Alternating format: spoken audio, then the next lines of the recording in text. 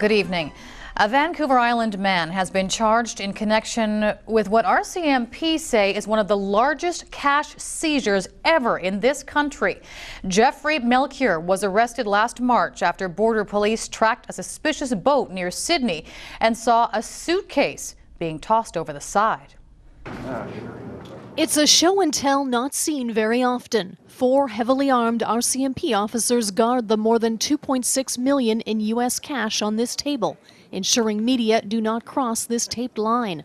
The money was seized last March in what RCMP say is one of their largest cash busts ever in Canada. The 44-year-old Lake Cowichan man is facing charges after a small boat containing more than $2.6 million in United States currency was intercepted by RCMP members of the Vancouver Island Federal Border Integrity Program in the middle of the night. This 5-meter inflatable boat was first detected by the RCMP Border Integrity Operations Center just before midnight, March 24th.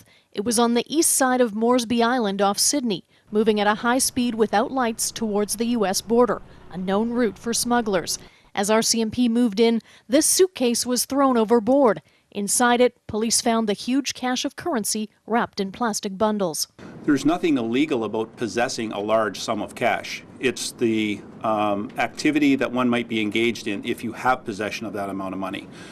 People who would normally have $2.6 million would be readily able to account for it.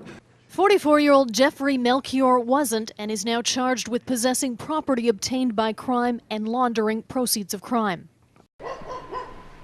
The charges were sworn 7 months after he was arrested. Last week, a summons was issued to Melchior at his Lake Cowichan home, the site of Jeff's garage.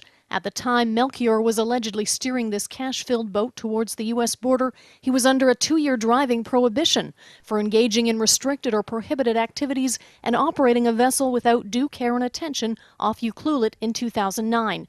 He received a $750 fine. Melchior, who has worked as a millwright and mechanic, could not be reached at Jeff's garage. He's due in court November 21st. RCMP are still investigating, but say this bust will make a big dent in whatever criminal organization may be missing the cash. The money is evidence for now and will be forfeited by the Canadian government once the court process is over.